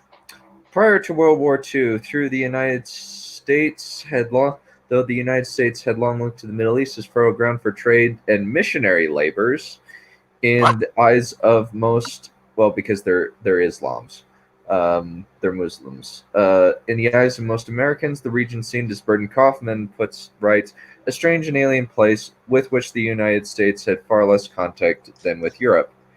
In the interwar years, ceding control over the region to Britain and France, the United States remained, in Barry Rubin's world, a far more spectator than actor in the Arab world.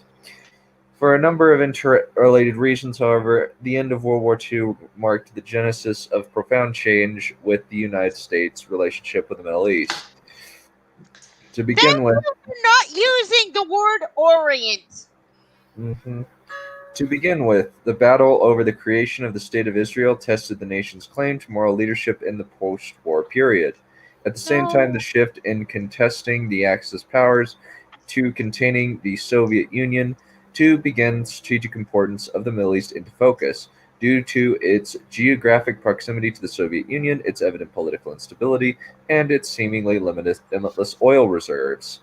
And, Middle East appeared. Cold War. Yeah, well, the Cold War, you had to snag up sides before they were snagged up. It was a game of 3D chess. The Middle East appeared a likely battleground in the struggle between capitalism and communism. This possibility was heightened by the gradual withdrawal of the region's colonial overseers, which created a power vacuum that, in the eyes of leaders such as Dwight D. Eisenhower, must be filled by the United States before it's filled by Russia.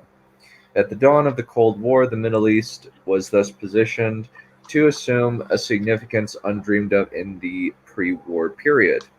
Yet, This new vision of the Middle East did not coalesce immediately.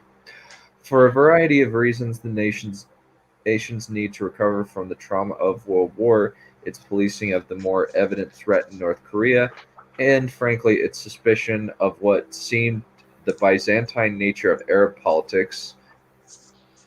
There remained in Did he David's just say that North Korea was only an apparent threat? more evident threat. Okay. Good God, I hate this man. Okay, everyone. Okay, everyone. I want you to do something for me in the chat. Okay, press 1 if you want to punch him in his face. Press 2 if you want to shake his hand. Yeah. Just do that for me real quick. I Yeah. Mr. Bellin, to all of this I say. I don't care. Okay, we got one. Yeah. I just don't care about any of this information. What does this have to do with Sinbad? Actually make a point. To do with Sinbad. Yeah. Okay, there remained, in David Leish's words, a great deal of confusion over what exactly American policy toward the Middle East should be. Thus, during much of the 1950s, a wariness of entanglement in the Middle East marked the nation's policy. For instance, though the United States granted Israel immediate recognition after its 1948 declaration of statehood, significant military aid to the Jewish state was not forthcoming until the 1960s. Then, too, through much of the 1950s, the United States sought ways to act within the protective embrace, or under the cover of its wartime allies. For example, 1950 saw the signing of the tripartite agreement by which the United States, Britain, and France agreed to limit the buildup of armies in the region. 1955, meanwhile, though the United States may well have been instrumental in engineering the Baghdad Pact, a military alliance between Britain and the so-called northern tier of the Middle East, Turkey, Iraq, Pakistan, and Iran, the United States remained conspicuously absent as its signatory. Just what does this have to do with Sinbad? This sounds more like a history lesson. He's basically trying to put it in the cultural context, but he's failing really hard, essentially, because this just doesn't have anything to do with it. We don't care. Fail. We don't care. We do not care. Bellin, please do something. You're just giving us weird I guess it could be interesting. You're describing it in one of the most dry, boring ways possible. But I love history, and if I had you as a history teacher, I'd be bored out of my freaking mind. I have a book on the history of the Middle East right in my cabinet. Thing is, he's an English professor, not a history professor. What is he doing? Yeah, it's like, this isn't even your field, you idiot! The American leaders for watchful developments in the Middle East is proved by the nation's covert support of the 1953 revolt against Mohammed Mossadegh. Who? Mohammed Mossadegh. Mossadegh. The nationalist leader of Iran, that such actions remained fitful suggests a wariness of arousing anti-American sentiment, an uncertainty over the workings of power in the region, and a hope that the European presence might render sustained intervention unnecessary. The 1956 Accents? What the hell does an accent have to do with this? We see, Mr. Anti-American sentiment, an uncertainty over which an uncertainty over the workings of power in the region, and the hope that the European presence might render sustained intervention unnecessary. Well, we all know how that went. The 1956 Suez crisis is at once exemplified, and Suez is at once exemplified and ended this policy of selective detachment, as it made plain that the United States had been reluctant to admit the former imperial powers had lost their ability to police the region. The seeds of the crisis were sown in 1952 when a military coup led by General Mohammed Nugadib overthrew Egypt's King Farouk. Man, Muhammad's a very common name. Yeah, it is. Nugadib was succeeded in. Yeah, I'll be able to see what you're talking about. Was succeeded in 1954 by Colonel Gamal Adel Nasser, who displayed the traits that America and its European allies most feared: an unflinching support of Arab self-determination and a willingness to court favor and cut deals with the Soviet Union. At the center of nationalist and Arab movements of the next 15 years, Nasser took a dramatic step toward curtailing Western influence in the Middle East when he nationalized the Suez Canal Company on July 26, 1956, an act calculated both to defy and to drain a European community deeply dependent on the flow of oil through the Suez. Within months, Britain and France, in concert with Israel, had launched an attack on Nasser's nation. Had the U.S. backed the offensive, Egypt would certainly have been forced to yield. But despite Nasser's links to the Kremlin, despite the growing impression of U.S. policymakers that the Egyptian president was, as John Foster Dulles saw him, an extremely dangerous fanatic bent on regional domination, the United States refused to enter the conflict, seeking instead to negotiate a peaceful resolution and failing that to bring economic pressure to bear on its allies in order to end the hostilities. Economic pressure works. Yep. The United States. Why is this important? And there's nothing wrong with wanting to stay out of a conflict, especially when it's not your own interests. Not to mention Cold War. The threat of nukes were a very, very real thing because they were a new technology. Yes. Let's continue.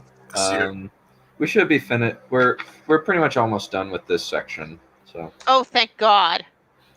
Or at least like our 10 pages for the week. Oh, thank God! And it's only taken 2 hours instead of 3. Wow. Yeah. Well, it's mostly he's just saying useless history stuff that doesn't have anything to do with the If I wanted to learn Middle Eastern history, I would go take a Middle Eastern history class. I would not be reading your book, Bellin. Yeah, if you want a Middle Eastern history book, I know which one you might want to find. I got it right here. A Concise History of the Middle East by Arthur Goldschmidt Jr. Okay. Nice. 8th edition. Alrighty. It is about nearly 500 pages long. Okay. Oh, that's the glossary. Hang on. The United States' motivation for this course of action were complex and far from consistent. Through the desire not to rouse anti-American emotion, dictated prudence, the belief that world socialism stood behind Nasser's regime might seem to have called for an armed response. That such a response did not develop indicates that as late as 1956, the conception of the Middle East as the deadly nemesis had not yet become fully ingrained in American cultural imagination. Ironically, however, by exposing the pretense of British and French ascendancy, the United States catapulted itself into the position whereby its own nascent fears of Middle Eastern instability and extremism began to be realized. In 1957, less than a year after the Suez Crisis, the United States took 2 actions that revealed its anxiety about the volatile nature of the Arab world. On one hand, they're not wrong. It's consistently blowing up. On one hand, the CIA blocked a Syrian military coup against a pro-communist government. On the other, the Eisenhower Doctrine, which promised economic and military aid to Middle Eastern countries threatened by Soviet influence, was signed into law. Within the next year, the United States had twice complied with the doctrine, but once by acting sea forces, including a Jordanian and monarchical crisis, and once by deploying ground troops to Lebanon during that nation's civil war. And then in the next few years, the United States had further alienated the Arab regions by stepping up financial and military support of Israel. By the early 1960s, had thus committed itself to the course of action most likely to confirm its own monstrous image of the Arab world. Taking on the role of diplomatic, economic, and military heavy in the Middle East, the nation had played a part in igniting the past passions that were felt and in increasingly terrible forms to this day. Thus it was None of this has anything to even do with the movies. Yeah, I know. And this doesn't even have anything to do with the are... Arabs. This is about the Soviet being dicks. Yeah, and the Arabs were just there. Even worse, they've always been our enemy, and this guy is going, no, they haven't been, when yes, they have. Shut up. Thus it was that, as T.G. Fraser notes, the 1960s and early 1970s saw the Middle East develop from an area where the United States had interest but no deep commitments into Washington's main priorities in foreign policy. Nations already had its position in this region were exacerbated by a number of developments during the 1960s. The birth of the Organization of Petroleum Exporting Companies, OPC, the growth of Palestine in Liberation Organization from 1964 to 1968, the Arab-Israeli War of 1967, by which Israel dramatically increased its territory, military dominance, and reputation for imperialism. A year after the war... This was during the 6-Day War. Yeah. A year after the war, Lyndon Johnson drew an ominous parallel. Today, in two areas of danger and conflict, the Middle East and Vietnam, events drive home the difficulty of making peace. This difficulty was occasioned by the United States' new role as Israel's largest supplier of arms. The trade-off in securing Israel as a partner was, in Kaufman's words, full of further polarization of the Arab world, further Arab militancy, and further Soviet influence in the Middle East. I think as if they were ever peaceful between one another before Israel came. Mm-hmm. And further erosion in American relations to most Arab nations. In the eyes of U.S. policymakers, the early years of the 1970s produced yet more evidence that the Arab world represented a mortal threat to the United States and its principal Middle Eastern ally. The 1970 hijacking of airliners and the 1972 kidnapping of Israeli Olympians by Palestinian militants added the random ingredient of terror to the already explosive mix. Have a point! Yes, please! Don't just meander around in history when you're supposed to be talking about a freaking movie series! Hang on, let me make a meme real quick of exactly what this feels like. Okay, I need to get that. Here's a thought. Have a point. It makes it so much more interesting. I need to grab that.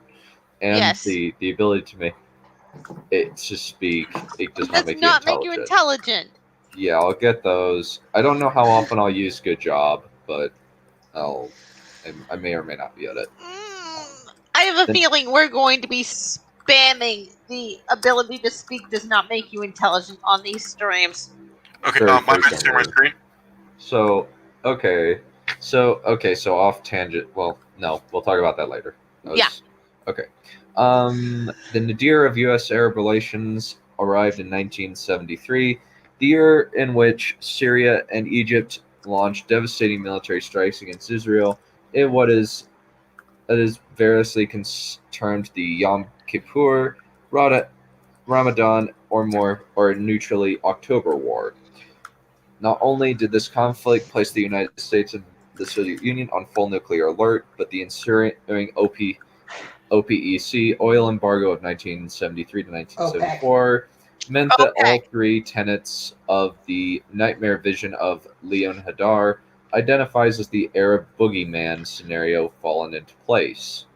Washington was programmed to expect that without American military and diplomatic leadership, any Middle Eastern ISIS would lead to a world war, an oil embargo, or the destruction of Israel. Wait, you think ISIS?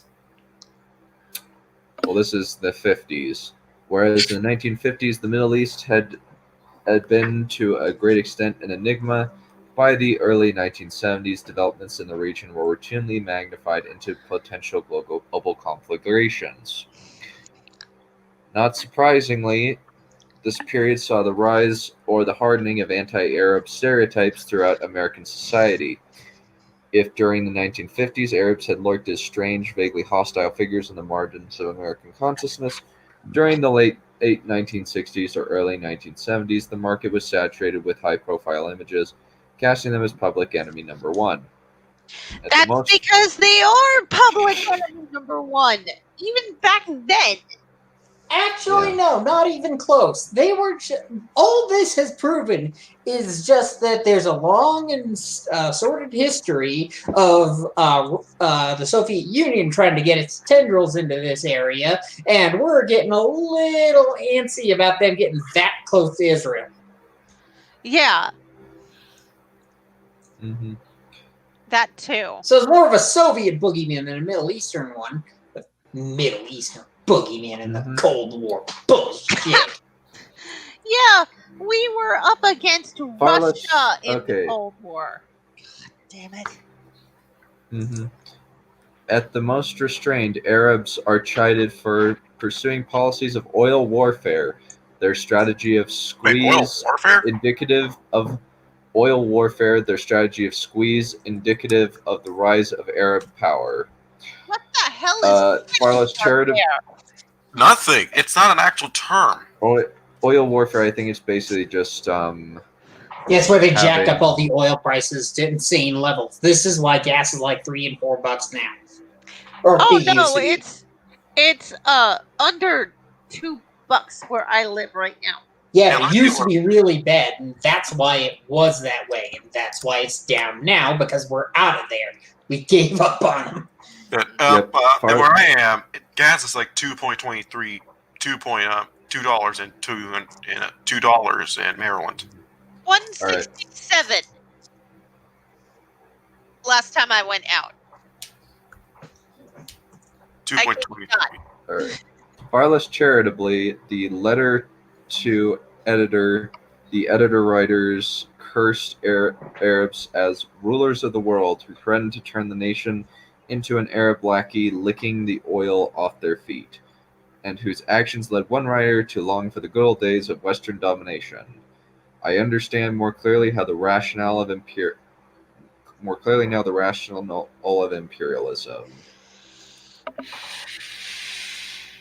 One writer doesn't dictate jack. Nope. In pseudo scholarly parentheses pseudo and parentheses scholarly discourse. Meanwhile, throwbacks to 18th century Orientalism proliferated. A human type which readily and frequently throws off the restraints of discipline is likely to go on a rampage. Arabs are constructed as the West's absolute antithesis. The Westerner is stupefied by Arab violence. After a Palestinian terrorist attack, he will say, "But it's also senseless." This is too. Four wars, which we call the Crusades against Muslims. We won barely. We've lost some. And if he's talking about that Palestinian hostage incident, everybody was taken aback by that.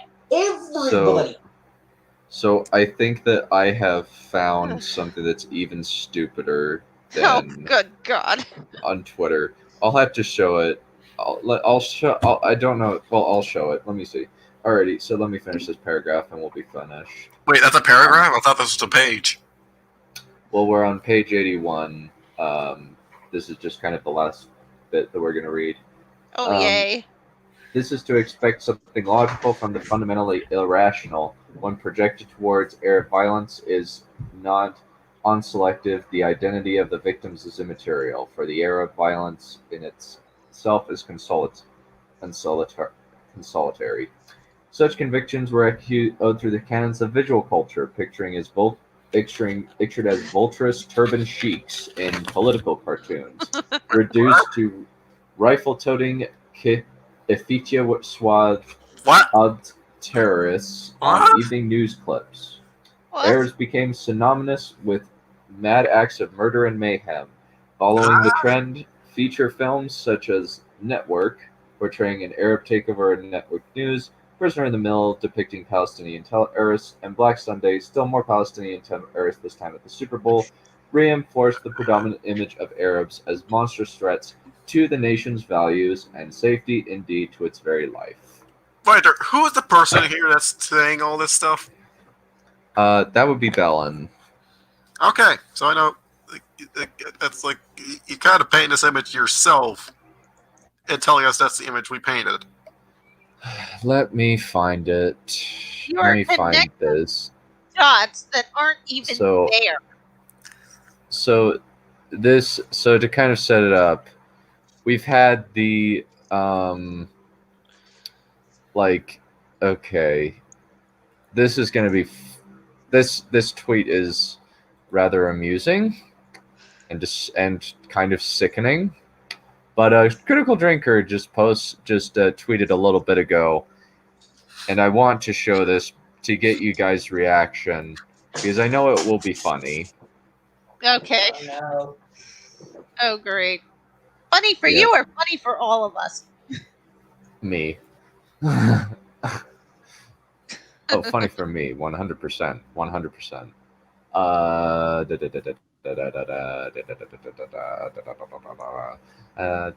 Come on, load. All right. Let me see. Share screen.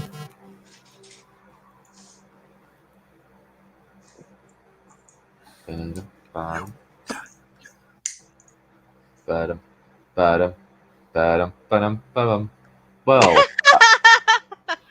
What does that say? Okay. Oh God, that is horrible. Okay. I can barely read that. I can't read any of it at all. The resolution sucks. It looks like Zalgo. Okay, let me zoom in. Yeah, I think it. The resolution absolutely sucks.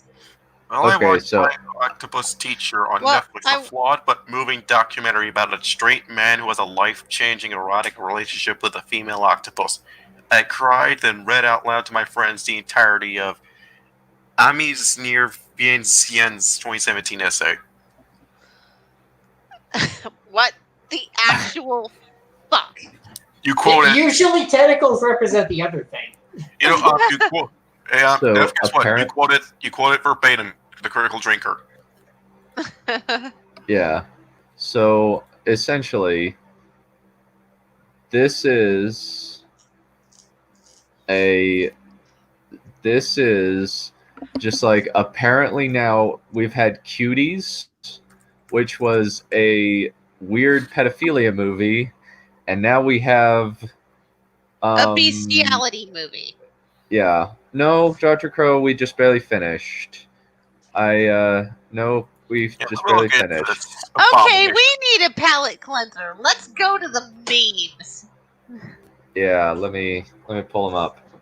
Oh, no. Yeah, we need a special channel for sex jokes, vertebrates only. So, apparently, the actual...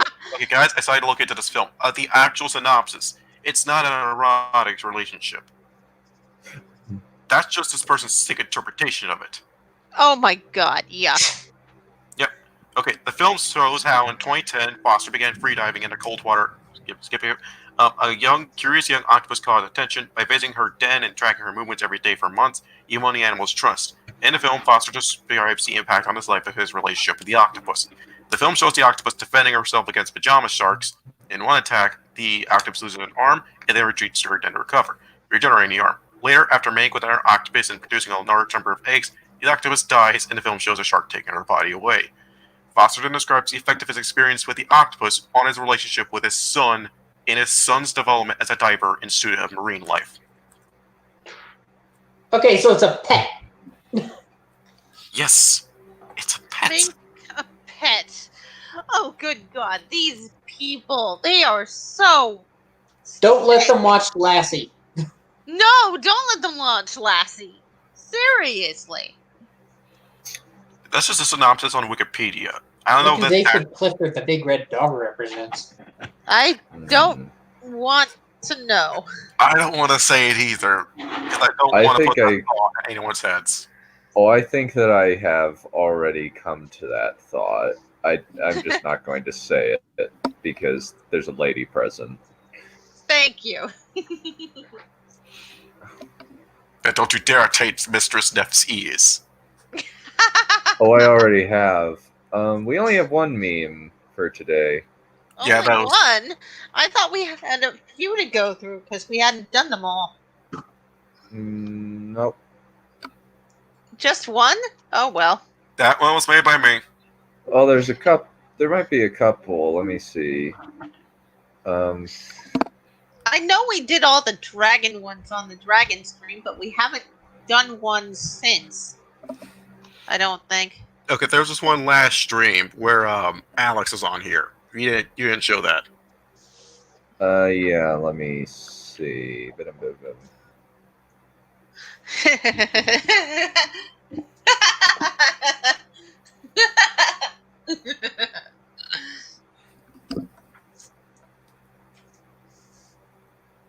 Gotcha.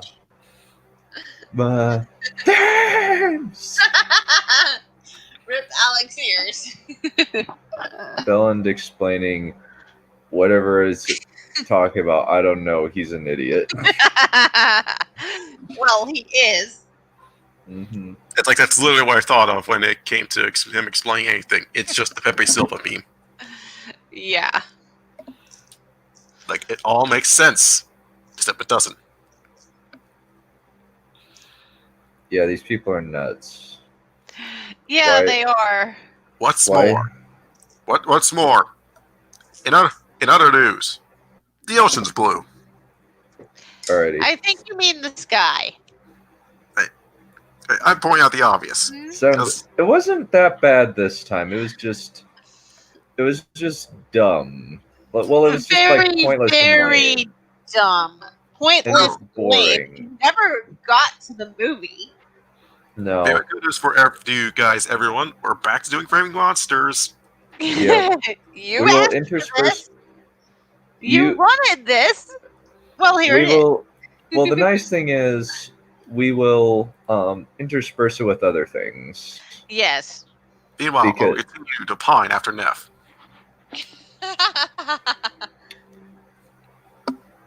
Keep trying, Wolf. Yes, trying. I imagine you're going to be very dry for a long time.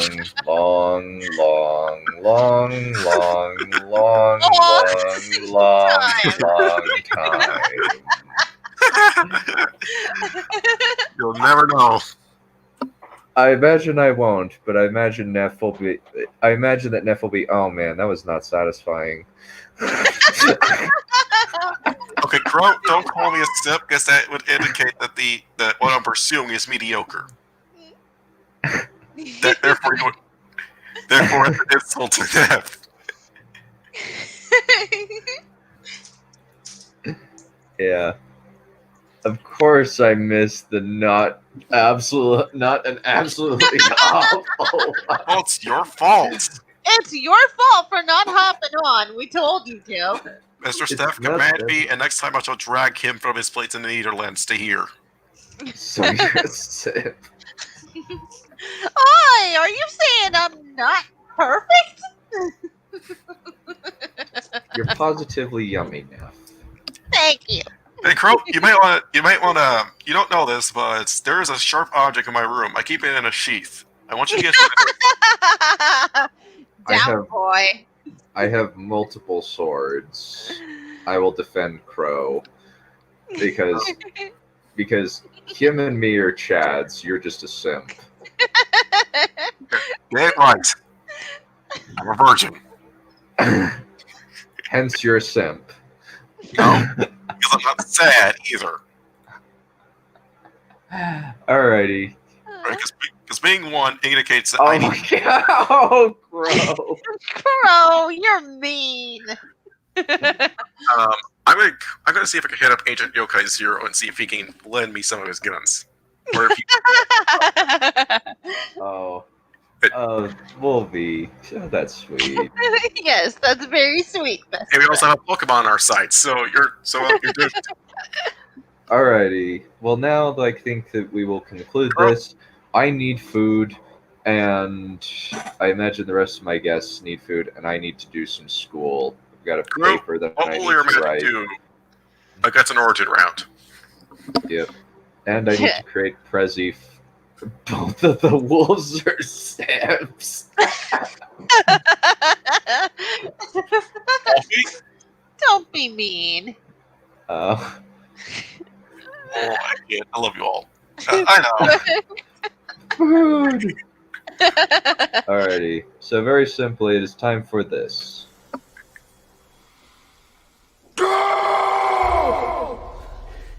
Holy shit. Okay, we're going.